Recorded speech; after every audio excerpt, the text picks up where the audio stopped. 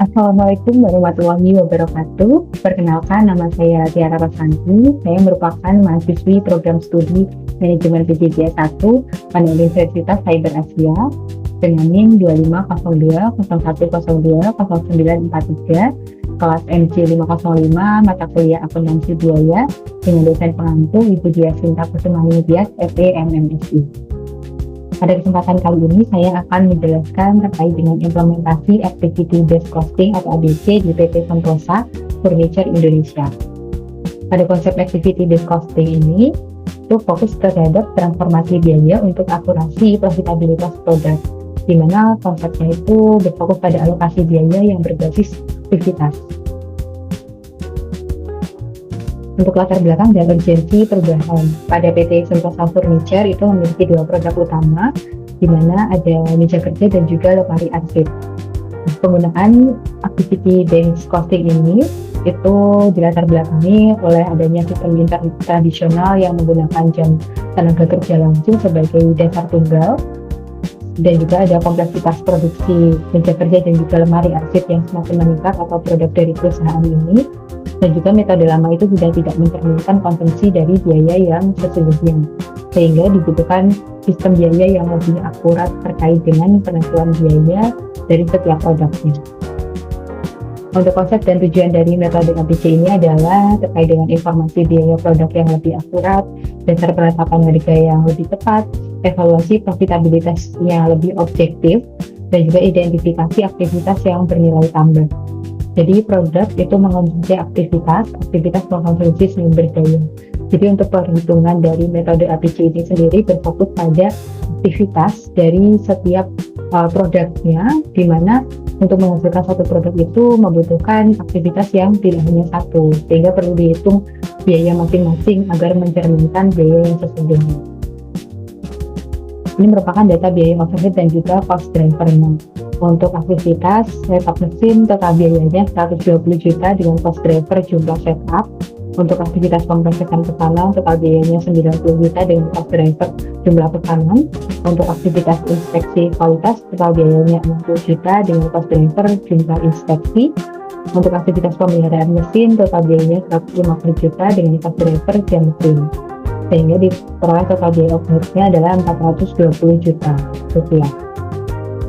Kemudian terkait dengan perhitungan tarif biaya aktivitas itu menggunakan rumus total biaya aktivitas dibagi dengan total cost driver. Yang pertama yaitu terkait dengan setup mesin, yaitu di biaya 120 juta dibagi dengan total setupnya adalah 50, yaitu meja kerja 30 dan lemari arsip 20. Diperoleh total aktivitas dari setup mesinnya adalah 2.400.000 per setup. Kemudian untuk pemrosesan pesanan yaitu dari biaya 90 juta dibagi dengan 100 ini adalah dari 40 di meja kerja dan juga 60 di lemari arsip, sehingga diperoleh dari tarif aktivitasnya adalah 900.000 per pesanan.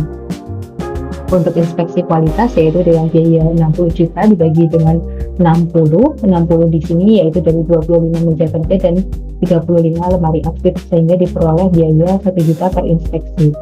Kemudian untuk pemeliharaan mesin yaitu dari biaya 150 juta dibagi dengan 5.000 jam, yaitu dari 2.000 jam di meja kerja dan 3.000 jam di lemari arsip, sehingga diperoleh biaya 30.000 per jam mesin.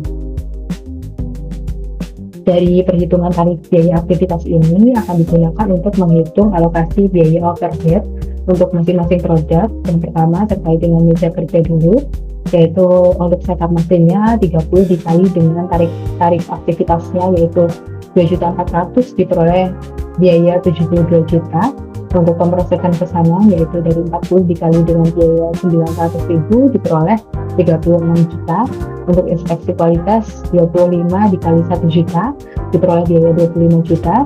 Untuk pemeliharaan mesin 2.000 dikali 30.000 diperoleh biaya 60 juta.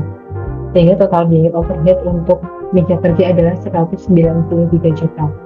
Diketahui jumlah volume produksinya adalah 100 unit, sehingga BUT per unitnya adalah 193 juta dibagi 1000 diperoleh 193.000. Kemudian untuk alokasi biaya overhead lemari arsip yaitu untuk setup mesin 20 dikali tarifnya yaitu 2.400.000 diperoleh biaya 48 juta.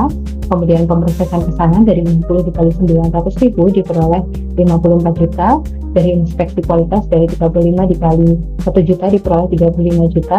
Untuk pemeliharaan mesin yaitu dari 3.000 dikali 30.000 diperoleh 90 juta. Dengan total biaya overhead untuk lemari aktif adalah 227 juta.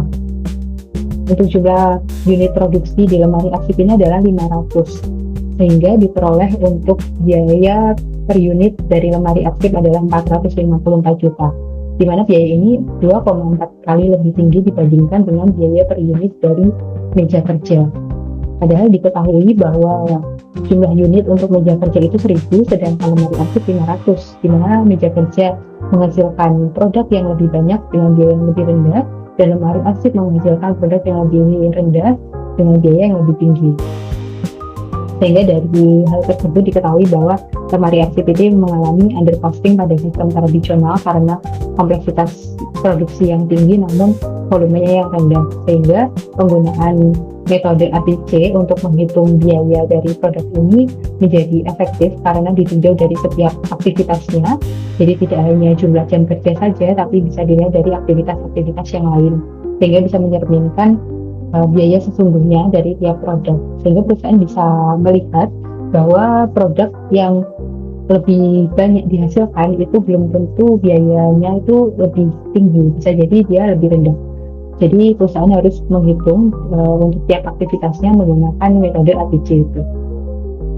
Nah, manfaat ABC dalam penetapan harga ini adalah biaya produknya lebih akurat dan juga realistis karena didasarkan pada tiap aktivitasnya, mencerminkan konsumsi sumber daya yang sebenarnya, serta menghindari distorsi harga tradisional.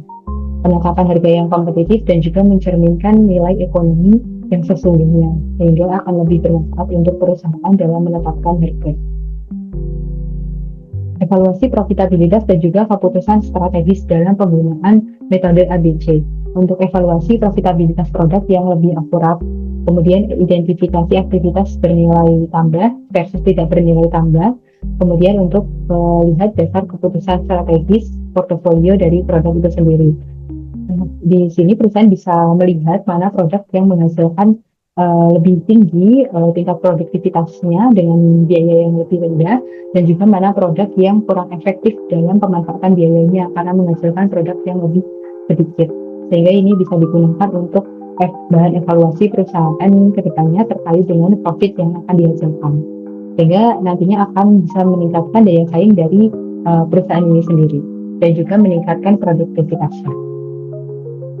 Yang dapat saya sampaikan dalam presentasi kali ini. Atas kurang dan salahnya saya mohon maaf. Terima kasih. Wassalamualaikum warahmatullahi wabarakatuh.